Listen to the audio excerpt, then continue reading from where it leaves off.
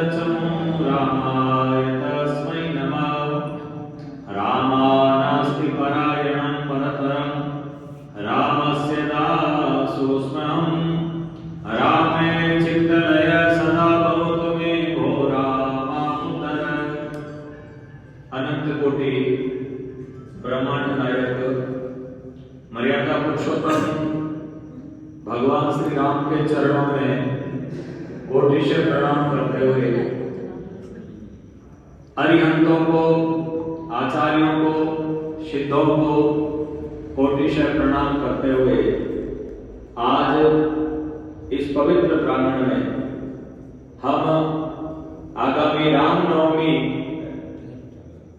के पर्व पर जो विशाल शोभा यात्रा निकलने जा रही है उसके उपलक्ष्य में यहाँ एकत्रित हुए हैं और आप सभी महानुभावों के चरणों में निवेदन कर रहे हैं, आपको निमंत्रण दे रहे हैं कि आप और हम उस शोभा यात्रा में सम्मिलित हों, क्योंकि वो कार्य और किसी व्यक्ति का नहीं है, वो हमारा है, हमारे श्री राम का है, क्योंकि हम भारतीय हैं और हम भरत ऋषि की संतान है। श्रीमद् भागवत महापुराण में प्रसंग आता है कि ऋषभ देव जी महाराज के 100 पुत्र थे, उनमें सबसे बड़े जो पुत्र हैं उनका नाम है भरत। इस देश का नाम पहले अजनाब खंड था। उन ऋषभ देव जी के जो पुत्र हुए भरत महाराज जो चक्रवर्ती सम्राट हुए हैं, उन 100 पुत्रों में से सबसे बड़े थे वो तो भरत जी इस भूमि के राजा बने और 81 जो पुत्र थे वो ब्राह्मण बन गए और 9 जो पुत्र थे वो योगेश्वर बने, जिन्होंने राजा जनक को भी उपदेश देकर के और भगवत भक्ति में लगाया था। तो वो भरत ऋषि कोई सामान्य व्यक्ति नहीं थे और ऋषभ देव जी महाराज ने फिर एक महापुरुषों की वृत्ति को अपना लिया जिसको अजगर वृत्ति कहते हैं, यानी जिसमें कुछ करना नहीं, और वो अपने ऋषभ देव जी मुंह में पत्थर रखते थे, यानी किसी से बोलना नहीं चाहते थे और जमीन पर लेटे रहते थे और वहीं पर वो मलमूत्र क्या करते थे। कहते हैं कि ऋषभ देव जी ऐसे उच्च महापुरुष हुए, यानी साक्षात भगवान के अवतार ही है, भगवान ही है, जिनका जो पीयूष होता है यानी उनका जो मलमूत्र है इतना पवित्र था कि कहते हैं हजारों कदमों तक यानी मील मील तक उनके पीयूष में से सुगंध आती थी। हमारे मलमूत्र में दुर्गंध आती है, उनके मलमूत्र में सुगंध आती थी। और अंत में उन्होंने योगियों को ये सिखाया कि शरीर का कैसे त्याग करना चाहिए। तो उन्होंने झांझावत यानी जंगल में रहते थे और मांसों की रगड़ से जो अग्नि लगी उसी अग्नि में उन्होंने योग अग्नि के द्वारा अपने शरीर का त्याग किया। वो ऋषभ देव भगवान और उनके पुत्र हुए भरत जी महाराज। और भरत के राजा होने से इस देश का नाम भारत पड़ा, जिस देश में हम रह रहे हैं। सज्जनों, हमारा परम सौभाग्य है, पहली बात तो हमें परमात्मा की कृपा से मानव शरीर मिला है, क्योंकि हम कोई सामान्य योनि में नहीं है। मानव शरीर को 84 लाख योनियों में सबसे ऊपर माना गया है। यहीं से हम इस जन्म मरण के चक्र से छूट सकते हैं और यहीं से वापस 84 प्रारंभ भी होती है। ये सब ग्रंथ कहते हैं। मानव शरीर की प्राप्ति हुई और उसके बाद भगवान की कृपा हमारे ऊपर यह हुई कि हमें इस भारत भूमि में जन्म मिला। और भारत भूमि में भी और भी तो बहुत सारे हैं, परंतु हमारा सबसे बड़ा सौभाग्य है कि हम सनातन धर्म में पैदा हुए। सनातन का मतलब होता है जो हमेशा से है और रहेगा। सनातनी है हम सब लोग, यानी हमेशा हमारी परंपरा है। हाँ, अभी पूर्व वक्ताओं ने कहा हमारा मत भी अलग नहीं है। हम कहते हैं कि हम जैन अलग है या वो, हम अलग है ही नहीं, क्योंकि अहिंसा जो हमारे मनुस्मृति में धर्म के जो 10 लक्षण बताए हैं, उनमें सबसे पहले अहिंसा, अस्ते अपरिग्रह, यानी किसी प्रकार की हिंसा नहीं करना, मन से, वचन से और कर्म से। हाथ से भी किसी को मारना नहीं, मन से भी किसी के प्रति बुरा विचार नहीं करना, और बोल करके भी किसी को ऐसा नहीं बोले कि किसी को कष्ट हो। तो अहिंसा ये हमारी माताएं बहनें हमें जन्म से सिखाती आई है, क्योंकि हम जब छोटे छोटे थे या अब भी जो छोटे छोटे बच्चे होते हैं तो वो गिर जाता है तो माँ कहती है अरे राम राम राम, कीड़ी मार दी। यानी ये अहिंसा धर्म तो सिखाया जा रहा है कि हमारे शरीर से चिमटी भी नहीं मरनी चाहिए। अब आजकल तो अलग मामला हो गया है, तो हम नाग पंचमी को भी नाग को दूध पिलाते हैं। हमारी माताएं बहनें संध्या के समय कीड़ी नगरा लेकर के और जाती है और चिंटियों को भी कीड़ी नगरा खींचती है। उनकी भी रक्षा करना हमारा कर्तव्य है। यही तो धर्म है। धर्म कहते हैं किसको है? धर्म कोई परंपरा नहीं है, धर्म एक स्वभाव है, एक हमारी आदत है, जिसका नाम है धार्यते इति धर्म, जिसको धारण करना चाहिए, जो हमें धारण कर रखता है। यही तो भगवान श्री राम ने बताया। यदि वो विष्णु स्वरूप से वैकुंठ में बैठे रहते और वेदों की आज्ञा चलती रहती, वेदों से, शास्त्रों से या प्रवचनों से समाज का बदलाव नहीं हो सकता। प्रवचनों से समाज नहीं बदलता, प्रवचनों से या कहने से, कथाओं से यदि बदलाव आता तो कभी आ जाता, कभी भी समाज बदल जाता। जिन जिन महापुरुषों ने समाज बदलना चाहा वो समाज में आए हैं, धरातल पर और काम किया। आज भी सुबह हम एक कार्यक्रम में गए तो एक माता पिता थे, वो कह रहे बेटा महाराज को प्रणाम करो। बेटा नहीं कर रहा। छोटी बच्ची गुड़िया शायद 2 साल की थी, उसको कह रहे बेटा प्रणाम करो। तो मैंने कहा आप करो तब ये कर लेगी। तो उनने बड़ा जो उसका पिता था उसने झुक करके प्रणाम किया। फटाक से बच्चे ने देखते ही वो समझ ली। करने से ही समाज में बदलाव आता है। तो भगवान श्री राम एक ऐसे आदर्श महापुरुष हैं। गीता में कहते हैं भगवान कि धर्म संस्थापनार्थाय संभवामि युगे युगे, मैं धर्म की स्थापना करने के लिए इस धरती पर अवतार लेता हूं।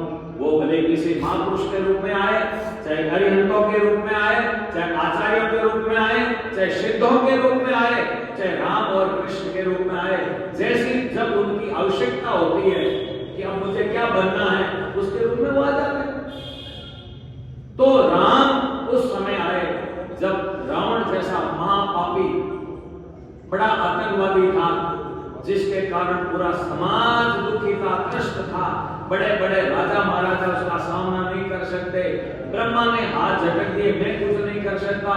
वरुण, इंद्र और कुबेर वो उसके सामने पानी भरते थे, अग्नि उनकी रसोई में काम करती थी। यानी देव शक्ति बिल्कुल आशाद हो गई थी। और रावण के जो दूत हैं, मारीच है, सुबाहु है, त्रिजटा है, ये इतने बेईमान लोग थे कि कहां तो लंका पड़ी है, कहां अयोध्या पड़ी है, वहां तक आतंक मचा रखा था। किसी के घर में बहन बेटियां सुरक्षित नहीं थी। सीता का तो एक उदाहरण है कि रावण ने सीता का हरण किया।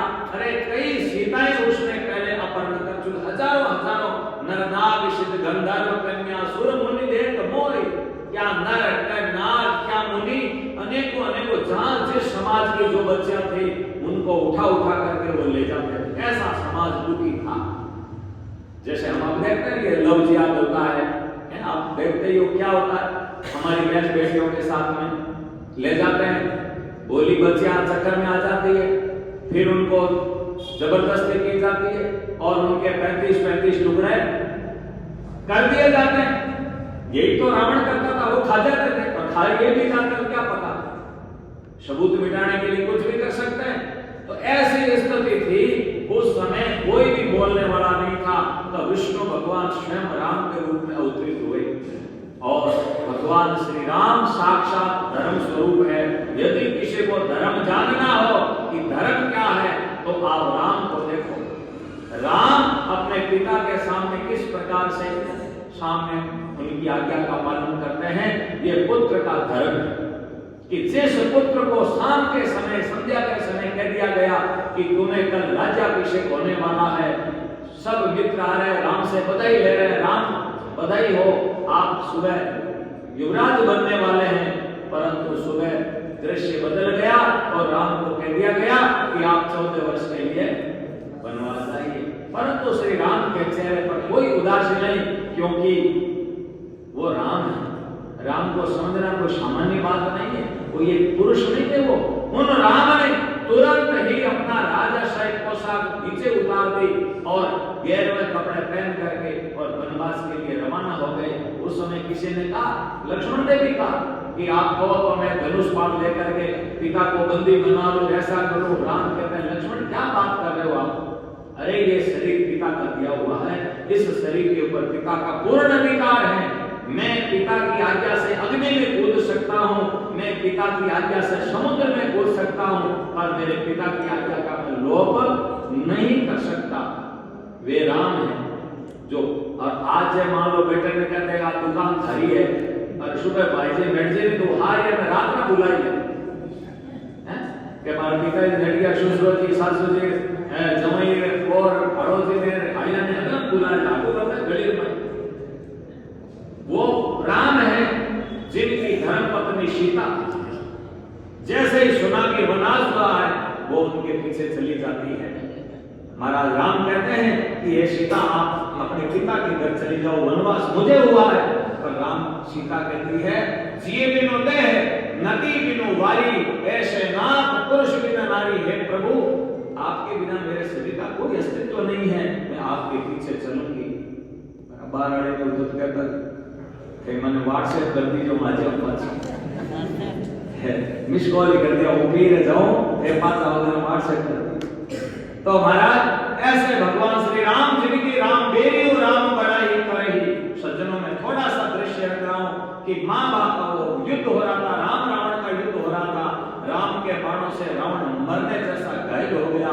एक बाण और चला देते तो रावण मर जाता, परंतु रावण घायल हो गया। राम ने बाण नहीं चलाया और कहा, रावण आप घायल हो गए हैं, युद्ध करने की स्थिति में नहीं है, आप घर जाइए, विश्राम कीजिए और कल सुबह ठीक वापस युद्ध करने के लिए आ जाइए। उस समय रावण की आंखों में आंसू आ जाते हैं कि धन्य है ऐसे मेरे शत्रु को कि जो वास्तव में युद्ध कर रहा पर धर्म के ऊपर बैठ करके युद्ध कर रहा है। तो शास्त्र लिखता, बेरियो राम बड़ाई करे, जिसकी दुश्मन की प्रशंसा करे। वही वास्तव में दुश्मन होना कोई बड़ी बात नहीं है, पर प्रशंसा करे कि भाई मेरी दुश्मनी है तो व्यक्तिगत है, पर आदमी तो बहुत ही बढ़िया है, आदमी सही है। तो ऐसे राम थे, उन राम का जन्मदिन रामनवमी का पावन पर्व आ रहा है। वो कोई हम किसी पुरुष की नहीं, वो हमारे ऐतिहासिक पुरुष हैं। सज्जनों, जो समाज अपने ऐतिहासिक पुरुषों को भूल जाता है, उस समाज का अस्तित्व ही समाप्त हो जाता है। हमें हमारा जन्मदिन मनाने के बजाय हमारे महापुरुषों का, महावीर स्वामी का, ऋषभदेव जी का, अरिहंतों का, आचार्यों का, गुरुओं का और अवतारी महापुरुषों का जन्मदिन धूमधाम से मनाना चाहिए। उनका हमें आशीर्वाद मिलता है और उस आशीर्वाद से हम हमारे जीवन में सुख और समृद्धि प्राप्त कर सकते हैं। तो रामनवमी का जो पावन पर्व है वो श्री राम का जन्मदिन है और आप और हम सभी लोग उसमें सम्मिलित हो गए, राम का जन्मदिन मनाएं। आप अपने समाज की एक भव्य झांकी साथ में लाएं और लगना चाहिए कि वास्तव में इस बार जैन समाज ने पिछली बार हमने देखा था खूब माताएं मैंने एक ड्रेस में खड़ी रह करके पुष्प वर्षा करके और उस राम विशाल शोभा यात्रा का स्वागत किया था। हम चाहते हैं कि आप और ज्यादा आगे आए, समाज का काम है, हमारा काम है, हम यदि संगठित रहेंगे और लोगों को दिखना चाहिए कि अब हिंदू समाज एक हो चुका है। हम हिंदू के नाम पर उस छत्र छाया में नीचे सब एक है। बाकी घरों की व्यवस्था, अपने समाज की व्यवस्था, पूजा पद्धति सबकी अलग अलग होती रहती है, उसमें कोई बड़ी बात नहीं, वो होते रहना चाहिए भले ही हो। परंतु हम हिंदू के नाम पर जब भी आह्वान हो तब एक हो जाना चाहिए, ऐसी आपसे विनंती है, ऐसी आपसे प्रार्थना है। और मैं पुनः आपके श्री चरणों में निवेदन करता हूं और मैं आशा और पूर्ण विश्वास के साथ कह सकता हूं कि आप जरूर हमारी प्रार्थना स्वीकार करेंगे और पूरा का पूरा जैन समाज उस दिन सब दुकान धंधे स्टॉप करके और भगवान श्री राम, लेकिन मूलतः वह उसी परंपरा के भारतीय संस्कृति के हिस्से हैं, उसे अलग नहीं। राजनीति काटने का काम करती है, राष्ट्रनीति जोड़ने का काम करती है।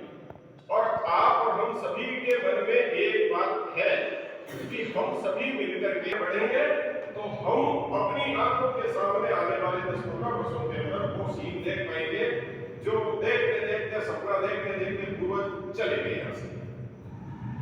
बहुत सी बातें अभी आपको बताई गई और बहुत शक्ति का दर्शन, जैसे माता है, माता अपना दैदिप्यमान रूप यदि पूरे समाज के सामने दिखाने के लिए आज देव तो नहीं है, लेकिन समाज इस धरती के ऊपर इस बार तो इससे 3 गुना ज्यादा शक्ति इस धरती के ऊपर दिखने वाली है। ये आप और हम सबके सहयोग से वह होने वाला है कि एक स्वरूप आज दूसरी बार हमारे सामने है, वह रामनवमी महोत्सव है। विस्तार से वैसा बताएंगे।